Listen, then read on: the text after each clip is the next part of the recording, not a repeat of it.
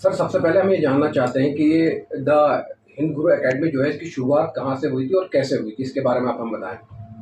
अस्सलाम वालेकुम, बहुत बहुत शुक्रिया आपका द हिंद गुरु एकेडमी में तशरीफ़ लाने के लिए।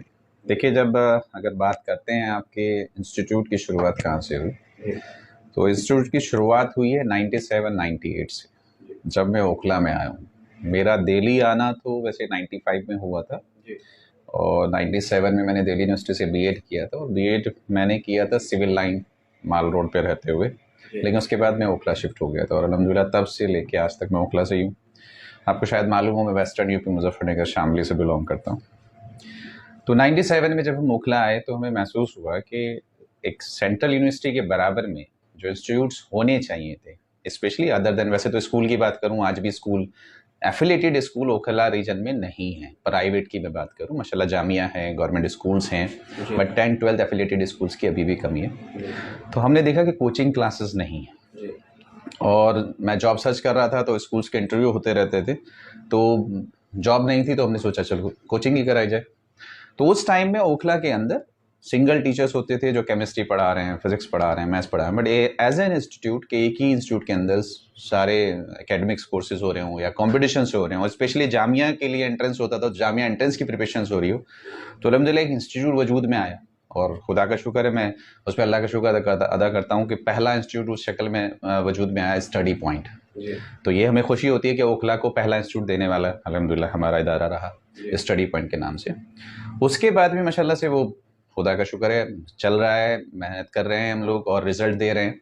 साउथ दिल्ली के बेस्ट पब्लिक स्कूल्स के जितने भी टॉपर्स होते हैं वो अल्हम्दुलिल्लाह हमारे इंस्टीट्यूट से होते हैं। जी, और जो यूनिवर्सिटी एंट्रेंस होते हैं, जामिया मिलिया इस्लामिया, अलीगढ़ मुस्लिम यूनिवर्सिटी, आईपी यूनिवर्सिटी, कोई इदारा ऐसा, कोई डिपार्टमेंट ऐसा नहीं है जिसमें हमारे यहाँ से एंट्रेंस से पास आउट बच्चे नहीं जाते हैं क्वालिफाइड। आप एमबीए ले लीजिए, एलएलबी ले लीजिए, बीएड ले लीजिए, डिप्लोमा एंट्रेंस ले लीजिए, जामिया स्कूल के जो 9, 6, 11th के एंट्रेंस होते हैं उसमें ले लीजिए, बीबीए, बीकॉम, यूजी सारे उसमें।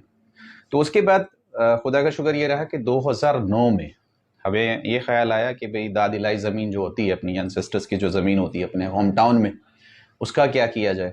दो भाई दोनों यहाँ रहते हैं माशाल्लाह से। तो फिर उसमें वजूद में आया एक school, the Hind Guru international school, जो सीबीएसई एफिलेटेड स्कूल है, और अप टू 12th है, साइंस और कॉमर्स ऑल स्ट्रीम्स वहाँ पे रन होते हैं। एंड 2020 में फिर हमें ये महसूस हुआ कि अभी हमारी एक कोशिश ये होनी चाहिए कि जो प्रीमियर इंस्टीट्यूट्स हैं इंडिया के, जी, चाहे वो इंजीनियरिंग में बात करें आईआईटीज़, और मेडिकल में बात करें तो एम्स है माशाल्लाह से, ये दिल्ली के जितने भी टॉप मोस्ट मेडिकल कॉलेजेस हैं वो ऑल इंडिया रैंक में बहुत अच्छे लेवल पे हैं, तो उसमें हमारे बच्चे नहीं जा रहे हैं नीट और जेईई में। तो फिर द हिंद गुरु एकेडमी वजूद में आया 16 मार्च 2020 को। ये रेजिडेंशियल एकेडमी है माशाल्लाह से, जो स्पेसिफिकली जो प्रीमियर इंस्टीट्यूट्स हैं उनको टारगेट करता है कि अल्लाह करे हमारे यहाँ से बच्चे नीट क्वालिफाई करके एम्स में जाएँ, हमारे यहाँ से बच्चे इंजीनियरिंग क्वालिफाई करके आईआईटीज़ में जाएँ, तो ये उसको लगता है। सर, एक बात ये जानना चाहता हूँ कि जिस तरह से बहुत ज़्यादा आपके यहाँ से बच्चे कामयाब होते हैं और कुछ बच्चे ऐसे होते हैं जिनको ज़रूरत होती है, तो उनकी किस तरह से द हिंद गुरु जो एकेडमी है वो मदद करती है? खुदा का शुक्र है, वैसे तो ये सवाल मेरे इंस्टीट्यूट में जो बच्चे पढ़ते हैं उनसे होना चाहिए, क्योंकि वो शायद ज़्यादा अच्छा जवाब दे पाएंगे, और वो फिर जैसे कहना तस्दीकशुदा भी होगा कि हाँ भाई इसकी तस्दीक हो गई है। लेकिन मैं बता दूं आपको, जैसे मैंने आपके कहा, स्टडी पॉइंट है, खुदा का शुक्र है, हिंद गुरु स्कूल है और ये हिंद गुरु एकेडमी है। हमारी कोशिश ये रहती है कि अगर बच्चा यहाँ आया है, वो पढ़ना चाहता है, काबिल है, मेहनती है, तो फीस उसके बीच में आड़े ना है। मतलब इससे बड़ा सवाल कुछ नहीं हो सकता है कि जब बच्चा कहता है कि सर फीस कम कर दीजिए, तो हमारे काउंसलर ये नहीं कहते कि भाई चलो ठीक है 10 रुपए में से 9 रुपए कर देते हैं। हमारे काउंसलर उससे पूछते हैं तुम कितना दे सकते हो। तो ये बड़ा सवाल, अल्लाह का शुक्र, और ये हमने इजाज़त दी है कि भाई अगर बच्चे को ऐसा आपको लगता है, बहुत सारे बच्चे, मैं आपको बताऊं, अगर हम अपनी कम्युनिटी की बात करते हैं, उलमा इकराम के बच्चे आ जाते हैं, इमाम मस्जिद के इमामों के बच्चे आ जाते हैं, हमें पता है उनकी सैलरी सब ज़्यादा नहीं होती है। सिंगल पेरेंट आ जाते हैं कि पता चला माई वालदा ही हैं जो बच्चों को पढ़ाना चाह रही हैं, यतीम मिस्किन बच्चे आ जाते हैं। कुछ बच्चे ऐसे आ जाते हैं कि भाई मामू खालू चचा ताया कहते हैं कि मैं ही लेके आया हूँ गाँव से और नवाज भाई मैं ही फीस दूंगा। तो हम फिर उनसे यही कहते हैं आप कितना आसानी से पे कर पाते हैं। तो एक तो हमारा ये तरीका रहता है, तो उसमें अल्हम्दुलिल्लाह जो भी वो मुनासिब कहते हैं फिर हम उसी को पूरे साल में या कोर्स में डिवाइड करते हैं। दूसरा, हमारी स्कॉलरशिप एग्जाम चलते हैं। अभी आपको अगर याद हो 2021 में, 2022 में हमने एक बहुत बड़ा माशाल्लाह से ऑल इंडिया लेवल पे हमने मदनी 100 के नाम से एक एग्जाम कराया था, जिसमें हमने 100 फ्री सीट्स ऑफर करी थी आईआईटीज के लिए और नीट के लिए। और उसमें तो अल्हम्दुलिल्लाह हमने हॉस्टल भी फ्री रखा था कि भाई अगर बच्चा इस तरह का है कि उसे हॉस्टल भी चाहिए तो हमने हॉस्टल भी फ्री किया। और उसमें हमारे पास 23 बच्चे पहले सेशन में हमारे पास आए थे। कोरोना चल रहा था, आपको पता है 20 और 21 में ज़्यादा बच्चे नहीं आ पाए थे। तो उसमें से माशाल्लाह 17 बच्चे हमारे गवर्नमेंट कॉलेजेस में चले गए। 2 बच्चों को तो माशाल्लाह से एक दिल्ली और एक को श्रीनगर मेडिकल कॉलेज मिला है। सर एक बात जानना चाहता हूँ कि दिल्ली हो या कहीं भी हो, बहुत सारे एकेडमी होते हैं, बहुत सारी एकेडमी होती है, लेकिन आपकी एकेडमी ऐसा क्या खास है जो औरों से आपको अलग करता है? बस ये तो मैं अपने सफ़र पे ही कहना चाहूँगा कि खुदा का शुक्र है अल्हम्दुलिल्लाह, अगर 97 से स्टार्ट हुआ, 2023 में हम बैठे हुए हैं और बच्चा अभी भी अपने गाँव से चल के हमारे पास आ रहा है। मैं ये कह सकता हूँ खुदा का शुक्र, कम से कम 10 स्टेट के बच्चे हमारे पास पढ़ते हैं माशाल्लाह से। जी। और जब कॉम्पिटिशंस की बात आती है, जब यूनिवर्सिटी एंट्रेंस की बात आती है, तो हमारे पास पेरेंट्स के, गार्जियंस के फ़ोन आते हैं कि भई मेरा बच्चा 2 महीने बाद, 3 महीने बाद वो चलेगा और नवाज़ भाई सीधा आपके इंस्टीट्यूट पहुँचेगा। तो अगर ये यकीन बरकरार है, तो हम समझते हैं कि भई हम कुछ कोशिश कर पा रहे हैं, मेहनत कर पा रहे हैं। देखिए असल में होता क्या है और होना क्या चाहिए, इंस्टीट्यूट के अंदर टीचर्स बेस्ड नहीं होना चाहिए, इंफ्रा बेस्ड नहीं होना चाहिए, सिस्टम बेस्ड नहीं होना चाहिए, ये सारा का सारा स्टूडेंट बेस्ड होना चाहिए। क्योंकि हर बच्चे की अपनी-अपनी ज़रूरत रहती है और हमारी कोशिश भी यही रहती है। एक तो ये है कि भई बहुत बच्चा ज़हीन है, बहुत बच्चा मेहनती है, तो वो बच्चा आ जाए, उस बच्चे को ले लें और उस बच्चे को कामयाब कर दें। एक बच्चा ये है कि बहुत ज़्यादा शार्प नहीं है, लेकिन मेहनती होना तो मैं शर्त मानूँगा। मेहनती है और पढ़ने का जज़्बा उसके अंदर है। चाहे उसके मार्क्स 0 आ रहे हों, चाहे उसके मार्क्स 10 आ रहे हों, लेकिन हमारी फिर कोशिश होती है कि अल्लाह करे हम इस बच्चे को 100 तक लेके जाएँ। तो ये जो हमारा पूरा फोकस रहता है कि स्टूडेंट स्पेसिफिक, स्टूडेंट सेंटर, हर बच्चे की जो अपनी-अपनी ज़रूरत है, उस तक। और अभी जैसे है हिंद गुरु अकेडमी पे आप माशाल्लाह बैठे हुए हैं, यहाँ तो हमने ये करा है कि हमने 24/7 का शेड्यूल बच्चे का बनाया हुआ है, कि अगर 4 से 5 घंटे उसका जो हमारे यहाँ क्लासेस होती हैं, रेगुलर क्लासेस जो बैच के शेड्यूल से वो है। लेकिन उसके बाद जो उसका टाइम बचता है, तो फिर हमारे पास टीचर अवेलेबल रहते हैं, जो उसके डाउट्स बताते हैं, जो उस बच्चे को पर्सनल उसके लेवल पे पढ़ाने की कोशिश करते हैं। और एक-एक सब्जेक्ट में 2-2 टीचर रहते हैं, तो 5-6 टीचर हम लाइब्रेरी, इस एकेडमी की अगर मैं बात करूँ तो इसमें हम लाइब्रेरी प्रोवाइड करते हैं, स्टडी रूम प्रोवाइड करते हैं और फिर वहाँ पे डाउट्स के टीचर्स अवेलेबल रहते हैं। तो जिस बच्चे को जिस दिन जो डाउट आ रहा है, अगर फिज़िक्स में, केमिस्ट्री में, बायोलॉजी में, मैथ्स में, तो वो वहीं पे उसी दिन अपना सॉल्यूशन मतलब डाउट्स क्लियर करे और फिर आगे अगले दिन नेक्स्ट डे कॉन्फिडेंस के साथ आए। तो हमारी पूरी टीम, हमारा पूरा इंस्टीट्यूट और मैं खुद स्टूडेंट पे फोकस रहते हैं। अगर वो मुतमईन है, तो इंशाल्लाह फिर उम्मीद ये है कि उसको सीखने को भी मिल रहा है, वो रिज़ल्ट भी दे रहा है और नेक्स्ट टाइम मेरे पास बहुत सारे पेरेंट्स आते हैं और उनका एक बहुत अच्छा-सा सवाल होता है कि नवाज़ भाई फ़ीस कम कर दीजिए और हम 10 बच्चे और भेजेंगे। मैंने कहा देखिए आप 10 बच्चे क्या, 1 बच्चा भी तब भेजेंगे जब रिज़ल्ट आएगा। अगर रिज़ल्ट नहीं आएगा, अगर बच्चा सैटिस्फाइड नहीं होगा, अगर मैं क्वालिटी नहीं दे रहा हूँगा, तो जिसको आप एडमिशन कराने के लिए लेके आए हो, आप इसे भी लेके चले जाओगे। तो हमारा मकसद यही है। और इसमें एक चीज़ और आपको बता दूँ कि बच्चा गाँव से, देहात से आता है और मैं ये मान के चलता हूँ कि अगर एक बच्चा एक गाँव से आ रहा है, तो वो पूरे अगर वहाँ 500 तो 1000 बच्चे हैं, तो उनमें से उस 1 या 2 या 4 बच्चों ने मेहनत करी है, हिम्मत करी है उस गाँव से बाहर निकलने की, उनके वालिदैन ने हिम्मत करी है वहाँ से बाहर निकलने की और वो उसको पैसे दे के और अपने दिल पे पत्थर रख के कि बच्चा मेरे से दूर जाके पढ़ने जा रहा है, भेजते हैं।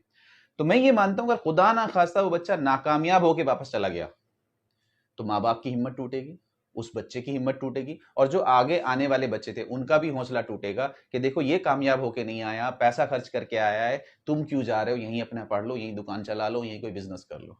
तो हमारी ये कोशिश रहती है कि वो बच्चा कामयाब होके जाए, तो इंशाल्लाह एक तो अपने लिए कामयाब होगा, दूसरा औरों के लिए हौसला बनेगा। नवाज सर एक सवाल पूछना चाहूँगा, हालाँकि आपने अभी उसी सवाल का मुझे जवाब दिया है। दरअसल हम बाराबस्ती से बिलॉन्ग करते हैं, तो वहाँ आजकल एजुकेशन को लेकर बहुत ज़्यादा बात हो रही है। अगर जैसे आपकी एकेडमी है, 97 से एकेडमी चल रही है, तो हमारे यहाँ के जो बच्चे हैं, जो वहाँ से पास आउट होते हैं और वो इस तरह की एकेडमीज़ ढूँढते हैं, तो उनके लिए क्या मैसेज कन्वे करना चाहते हैं आप? मतलब किस तरह का प्रोसीजर है कि वो यहाँ का एडमिशन करा सकते हैं? देखिए, मैंने पहली चीज़ तो ये कही, अगर बच्चे कहीं इकोनॉमिकली वीक सेक्शन से आते हैं, जी। जो कि ज़्यादातर बच्चे गाँव देहात से रहते ही हैं कि भई जी। कम ज़राए हैं, कम पैसा है, तो उनको फ़िक्र करने की ज़रूरत नहीं है। वो एक बार ज़रूर हमको टच करें, एक बार ज़रूर विज़िट करने आएँ कि ये जो सारा, अगर अल्लाह का शुक्र है जितने भी पेरेंट्स आते हैं, जामिया अमदद के वाइस चांसलर्स आते हैं और दूसरे भी अगर डिग्निटरीज़ आते हैं, तो वो कहते हैं कि नवाज़ भाई we were not expecting this in this Okhla. तो अल्हम्दुलिल्लाह जो हमने ये अकेडमी यहाँ एस्टेब्लिश करी है, जो इसमें इंफ्रा देने की कोशिश करी है, जो सहूलियतें देने की कोशिश की और जो स्टाफ देने की कोशिश करी है कि डिफरेंट डिफरेंट टॉप इंस्टीट्यूशन से पूरे एचओडीज़ उठा के लाएँ, तो वो देखें आके कि हम उन्हें क्या प्रोवाइड कर रहे हैं। एक सिस्टम हम क्या दे रहे हैं, और फिर जो सेकंड पार्ट आता है फीस का, वो हम बिल्कुल उनके लेवल से लेने की कोशिश कर सकते हैं कि भाई तुम बताओ तुम क्या बेस्ट अपना दे सकते हो। तो पहली चीज तो अगर मैं फीस की बात करूं, दूसरी चीज ये है कि बच्चा जो गांव देहात से आता है वो इंग्लिश में लैग करता है, बच्चे को एक कॉन्फिडेंस ये नहीं होता कि सर मुझे इंग्लिश बहुत कमजोर है। दूसरा जो सब्जेक्ट की उसकी बेसिक रहती है, तो हमारी कोशिश ये भी रहेगी कि हम उसको उसी के लेवल से, अगर उसके सब्जेक्ट्स में कुछ कमी है तो उसको एनरिच करके और फिर कंपटीशन पे लाने की कोशिश करें। हाँ, मैं इसमें एक ये मैसेज जरूर कर दूंगा बच्चों को कि अगर बच्चे थोड़ा सा अर्ली स्टेज में, सबसे पहले ये मेरी पेरेंट्स को भी एडवाइस है, आप सब लोगों को भी एडवाइस है, मेरी खुद के लिए भी एडवाइस है कि हमें बच्चे की पढ़ाई पे 6 के बाद, ना कि 9th के बाद या 11th के बाद फोकस करना चाहिए। हमें बच्चे की पढ़ाई पे 6ठी क्लास से फोकस करना चाहिए। 6th 7th 8th, अगर हमने गारंटेड 6th 7th 8th अपने बच्चे को स्ट्रॉन्ग कर दिया, आप 9वीं 10वीं 11वीं 12वीं में बिल्कुल फिक्र मत करिए, वो बच्चा अच्छा चल जाएगा। हम फिक्र करनी शुरू करते हैं 9th के बाद से, या हम फिक्र करनी शुरू करते हैं 11th के बाद से, तो बच्चे का जो बेस है वो अगर कमजोर हो गया तो बेचारा चाह के भी कामयाब नहीं हो पाता है या स्ट्रगल करता रहता है। तो ये मेरा मशवरा है कि जितनी जल्दी हम जाग जाएं उतनी जल्दी इंशाल्लाह फायदा होगा। नवाज सर, एक सवाल मैं बिल्कुल अलग हट के पूछना चाहता हूँ, क्योंकि आपको 26 साल का एक्सपीरियंस है, बहुत सारे टीचर्स आपने देखे हैं और माशाल्लाह इतनी बड़ी एकेडमी चला रहे हैं। तो मैं अपने गांव से रिलेटेड एक सवाल ये करना चाहता हूँ, जिस तरह से हमारे गांव का एक माहौल है, वहाँ स्कूलों में जो टीचर्स हैं वो इतने अच्छे नहीं हैं। तो क्या ऐसा होना चाहिए कि स्कूल जो है वो अच्छे टीचर्स प्रोवाइड कराएं?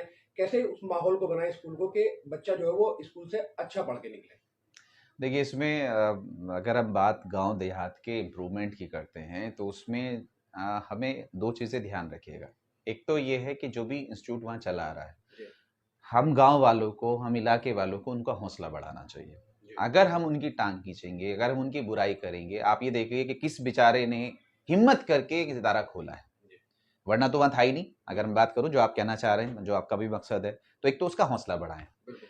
और फिर उनके साथ बैठने की कोशिश करें और फिर उनसे कहें कि आप क्या चाहते हो जिससे कि आप अच्छे टीचर ला सको, और हम क्या चाहते हैं कि भाई हमारा बच्चा अच्छा पढ़ सके। फिर वहां रास्ता निकलेगा। क्योंकि सबसे बड़ा मसला ये होता है कि जब हम दूर दराज के इलाकों में इदारा खोलते हैं, इंस्टीट्यूट खोलते हैं, तो एफिलिएशन लेना, रेगुलराइज कराना गवर्नमेंट से, वो अपने आप में बहुत बड़ा टास्क है। पैसा लगाना, फिर जो बच्चा आ रहा है उसके पास इतना पैसा नहीं है कि वो रिटर्न दे सके। अब आप अगर एक सीबीएसई स्कूल गांव देहात की बात करेंगे और एक सीबीएसई स्कूल दिल्ली के मयार की बात करेंगे, तो पढ़ाने के लिए किताबें सेम है, एनसीईआरटी की बुक्स पढ़ानी है। यहाँ के पास जो फीस देने वाले हैं वो अच्छे बच्चे हैं, तो उनको टीचर्स हम अच्छे ला सकते हैं। वहां हमारे पास फीस कम देने वाले हैं, तो उनके लिए उतने अच्छे टीचर कैसे लेके आए। तो वो चीजें अगर म्यूचुअल अंडरस्टैंडिंग से करें तो उसमें ये हो सकता है कि भाई हम टीचर्स को ट्रेन कर लें। जी। जो टीचर्स वहां अवेलेबल हैं, जो टीचर्स वहां अवेलेबल हैं, तो उन्हीं की ट्रेनिंग हो जाए 1-2 महीने की। अब जैसा अगर हम कहेंगे भाई कोई अगर हमसे राब्ता करे तो हम उनके टीचर्स को आप हमारे पास भेज दीजिए, हम उन्हें 15 दिन की, 20 दिन की, 1 महीने की वर्कशॉप दे सकते हैं कि आओ आप हमारी क्लास में बैठो, सीखो क्या कर सकते हो। तो उनको एक तो वो चीज कर सके। दूसरा, अगर हम ये माहौल बना सके कि नहीं सर बाहर से ला सकते हैं हम टीचर्स, और बाहर से रिक्रूट करके उनको हॉस्टल फैसिलिटी देके कि भाई हमारे बच्चे हैं, हमारे गांव के बच्चे हैं, तो ये अल्लाह करे मुस्तकबिल बनेगा, तो उनका उसमें बस ये ध्यान रखना पड़ेगा, पेरेंट्स के ऊपर थोड़ा सा लोड पड़ेगा फीस का, और इंस्टीट्यूट को ये करना पड़ेगा कि हाँ भाई क्वालिटी देनी है। बहुत बहुत शुक्रिया नवाज सर हमसे बात करने के लिए। बहुत बहुत शुक्रिया सर।